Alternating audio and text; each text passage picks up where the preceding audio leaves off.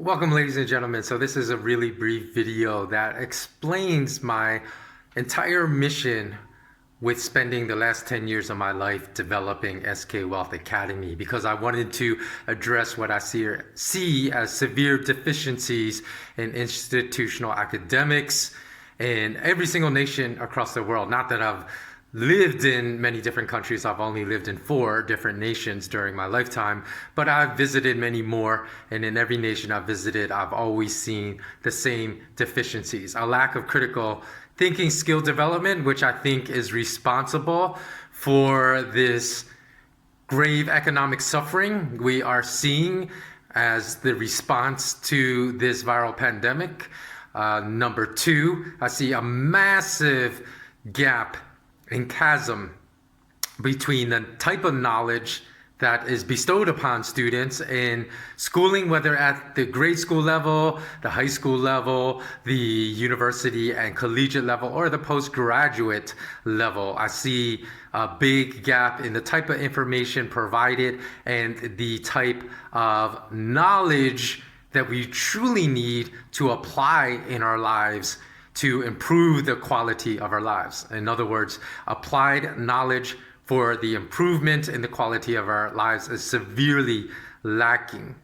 And as well, I believe that the entire academic institution is focused too much upon one goal: careers that will yield the most money possible. And that is also why we are in the situation we find ourselves today, in which there are far too many young adults seeking monetary rewards only, with total disregard for the social footprint they leave behind. So those are the 3 major areas I wish to radically alter and change, that I believe will create an entirely better future for all of us. So thanks so much for watching, and here's the video. So today I want to discuss why I believe the entire grading and examinations system of global academia is in total disrepair and in need of immediate fixing. So let's start with a discussion of how many of us blindly accepted the societal norm of pursuing good grades and high test scores to gain entrance at top-tier schools, to secure a good job at a prestigious corporation without ever questioning once if this process would even make us happy and provide a meaningful life to us. Because I know when I was younger, I just accepted that. Many of us engage in this process simply because it is what everyone else is doing and what we are expected to do. Again, how many of us have accepted our religion as the best one for us, other than no other reason than our parents told us that this was to be our religion, rather than to study all religions before making any decision? How many of us have passed judgment on another culture, race, or community without spending lots of time talking with not one, but with many different members of that culture, race, or community? I don't know about you, but I met many people that called the very type of gang members I mentored as a young adult in Los Angeles, quote unquote, animals that should be locked away in jail forever, end quote. Even though they all admitted they had never once, not once, set foot in a poor community ridden with crime, and had never spent a single minute speaking with any of the kids that I mentored that they wanted to see locked up forever. Yet they discounted my years of empirical experiences and gave credibility to their non-existent empirical experiences. So this is, again, these types of conclusions drawn from feelings and speculation with no evidence, no facts, are the kind that can only be encouraged by the complete lack of critical thinking skill development that exists in almost all academic classrooms in the world today. So this is not an indictment against our individual intellect, rather it's an indictment against the institutional academic system that kills our abundant levels of creativity, individualism, curiosity, and critical thinking skills with each year we are processed through the academic system. So I believe that those characteristics I just named, which would keep us all smart, are replaced with a collective obedient hive-like mentality. They want to produce cookie cutter students. I don't care if you went to Harvard. I've met a lot of Harvard graduates that I would consider to be cookie cutter students that think in a hive-like mentality. So for all of us that attended a brick and mortar school and university for the duration of our academic life, I don't really blame any of us for our current uneducated state today. It's really the system, the fault of the system that processed us. So again, let me say, I really believe that real learning must embrace the 9 pillars that I told you about in the first video of the series. And unfortunately, those 9 pillars are largely absent in all universities around the world. And I stressed that I believe children as young as 10 or 12 are capable of completing the courses in my academy with parental guidance, because I believe as a martial artist as well, iron sharpens iron. That's why when we sparred, we were taught to spar fiercely as if we were being attacked in real life.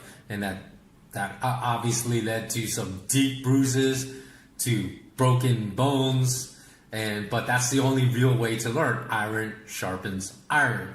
So the earlier young child's mind is sharpened by being tested against iron, the faster he or she will make strides in building critical thinking skills that will serve him or her later in life. I'm sure you've heard claims that we're amongst the softest generation in the world, that you can't even disagree with a millennial. And I know not all millennials are like that, so I shouldn't say that because I hate making generalizations. But with some millennials, you can't even disagree with some. Of course, there are also some vegans you cannot disagree with without them getting butthurt and screaming and getting in your face and yelling about how wrong you are. So this is how soft of a society we are. So I believe one of the other reasons I invented my academy is because I said, hey, we need to go back to the narrative of iron sharpening iron, and we need to sharpen that iron, sharpen that mind from a really young age to prevent the dumbing down of society that I'm witnessing all over the world today.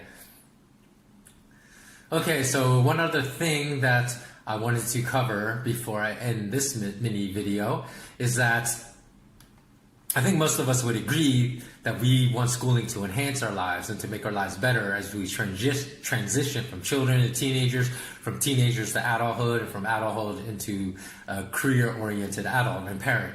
So I firmly believe that traditional brick and mortar classrooms all around the world emphasize the wrong ideology to make this happen.